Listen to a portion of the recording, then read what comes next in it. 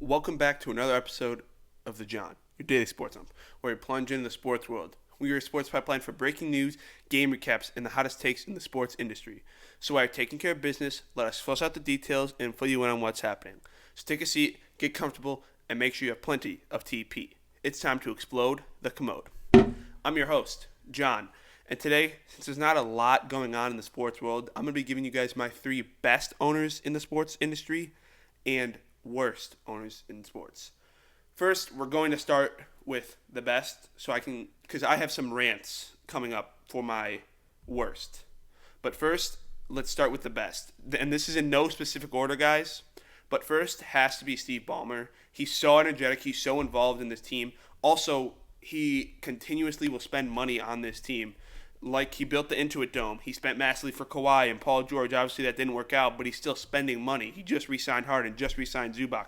He's building a team. Has Tyronn Lue, who's one of the best coaches in the NBA. I also think he's one of the most underrated coaches in the NBA. And also, when he got the Clippers were an irrelevant franchise, and all of a sudden they've had this Lob City. They've had Kawhi and PG. They've had Kawhi, Harden. They've had a great team, and they've just gotten better every year since he's had them. And that's, if you're an owner, that's what you want when you get a team. You want to have a team that's consistently getting better and better, and that's what the Clippers are. Also, I think Clippers have great uniforms. I know we're not taking that into consideration for making a team great and an ownership great, but I think that we have to. I mean, their uniforms are gorgeous. I love their red uniforms. I'm happy they brought those back. And next, I might butcher how to say his last name, but Stan Kroenke. He's the owner of the Rams, Nuggets, Avs, and Arsenal. So this guy owns multiple teams, and you would think he hasn't won in all of them, right? No, he has. He won with the Rams in 2022. He won with the Nuggets. He won with the Avalanche in 2022, Nuggets in 2023, and Arsenal in the Premier League. Arsenal's just getting better and better. I know a lot of my viewers are obviously from America, but if you don't watch soccer, or as they call it, football, Arsenal has gotten consistently better and better every year. They're always competing in the Champions League and the Premier League for this. The Avalanche kind of had a one-year wonder, but still, you win a championship. The only critical move that I have of him so far, 2 critical moves. Moving the Rams from St. Louis to Los Angeles and letting Mike Malone go as the Nuggets head coach. I think he was better than David Adelman. I think he's going to be better than David Adelman. And also you have Nikola Jokic on your team. If Nikola Jokic wanted Malone, you keep him. Because I don't think Nikola Jokic wants to be coaching in the postseason. I don't think Nikola Jokic wants to be the head coach of the Nuggets when they're in Game 7. You literally would see in the games, Jokic would be talking at the huddle. It wouldn't be David Adelman. It wouldn't be any of the other coaches. It would be Jokic. And I think that's not fair to Jokic. You're paying this dude $50 million, and you're making him do the coaching. That's not part of his job. He's not like Pete Rose. He's not a player coach. He deserves, I think Malone should still be there. And obviously with the Rams, St. Louis is iconic for the Rams. Obviously they started in LA, but I think St. Louis is a great atmosphere for football. I think you keep him there. But another thing this dude has done, spend money. He built SoFi Stadium for not only them, but for the Chargers. He spent money. He signed Matthew Stafford. He traded for Matthew Stafford.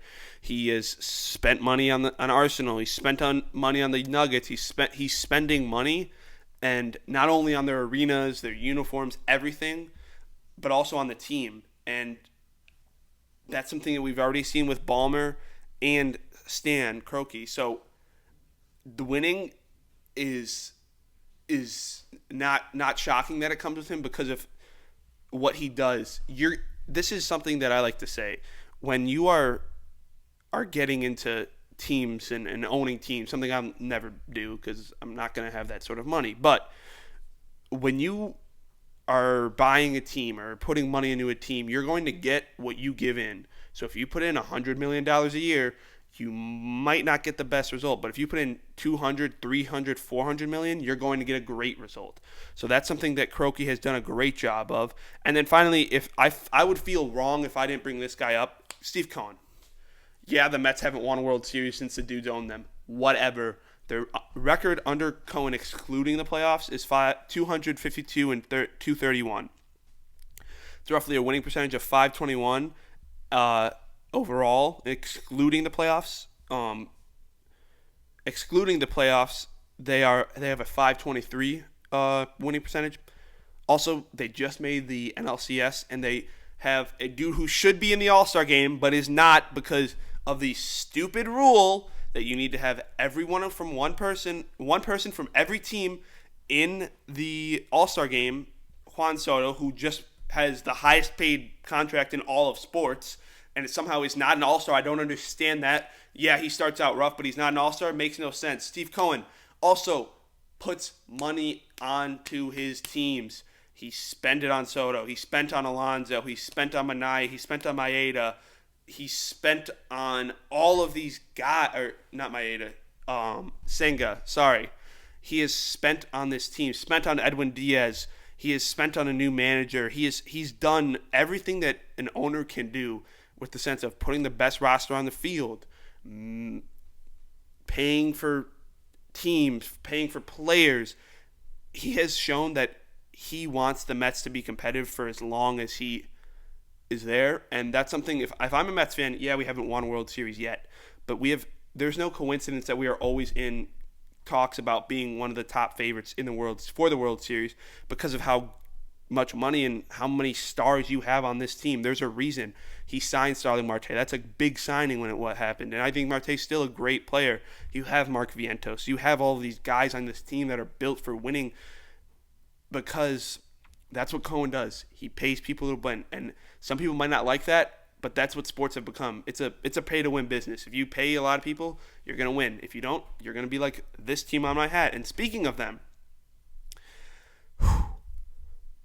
the worst owner in all of sports, I want this to be known, the worst owner in all of sports is Jerry Reinsdorf, and it's not even close. Let's start with the White Sox. Miserable franchise. He's cheap. He's loyal to failure. If you are an owner and you are loyal to failure, there is something wrong. Oh, and also he refuses to spend money and modernize his team, his sport, his stadium, anything. Since Reinsdorf bought the team 44 years ago, in 1981, the team has had a winning percentage of .485 in that time span.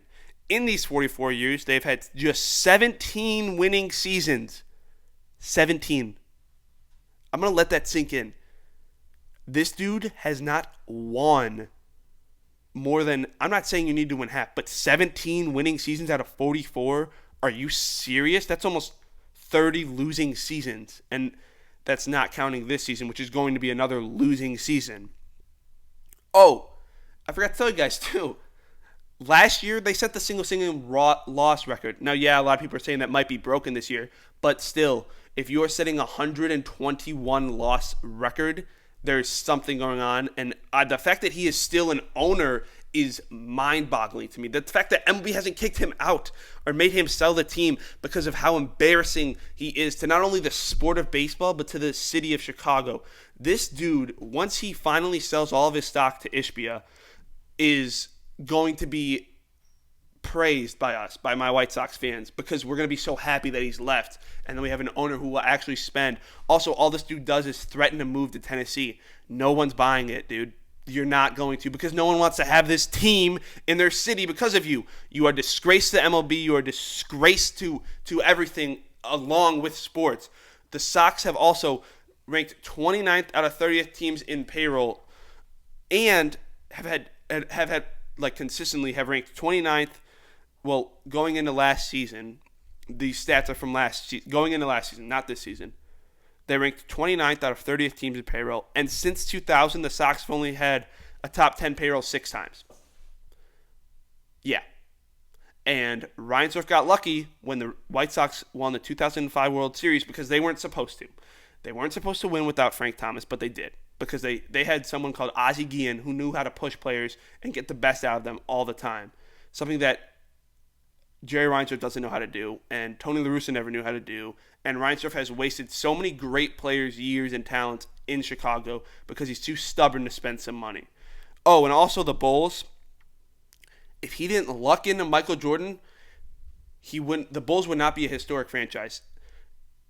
The amount of luck that this dude got that Jordan fell to 3, oh my God.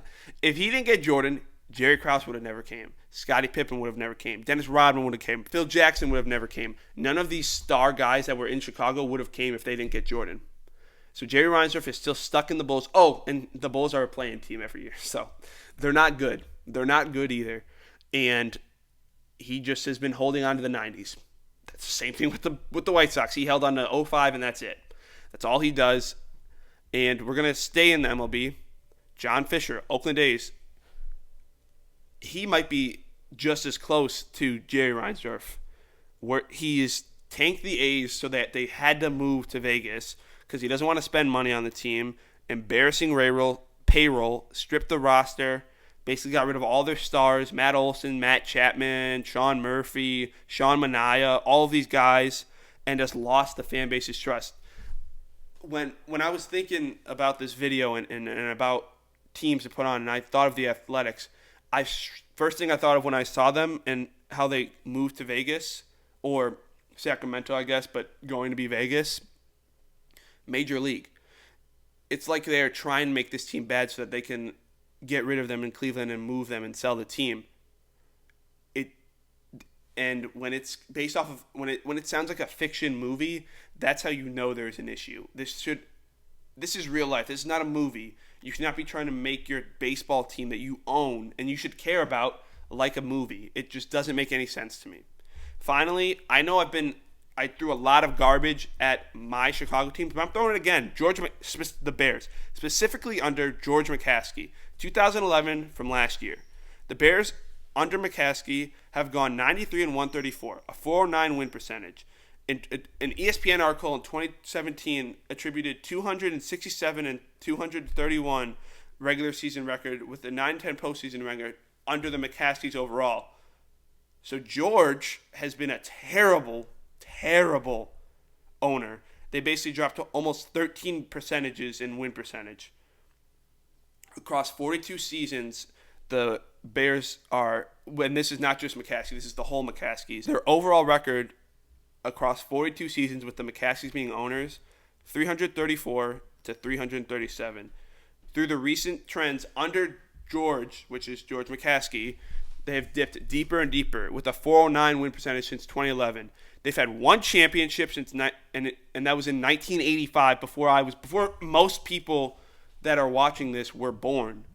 They've had 10 playoff appearances. They made the Super Bowl in 2006, but after that first play, we got destroyed, and only one Super Bowl win. Also, 2018 was an embarrassment. After that, it's been consistently down, and finally they're starting to spend money, but I think a lot of that's coming from Kevin Warren. I don't even think McCaskey wants to spend money. He doesn't want to buy a new stadium. He doesn't like to put money into this team unless Kevin Warren is pushing him. I think that's the sole reason why they are becoming a more relevant and better team.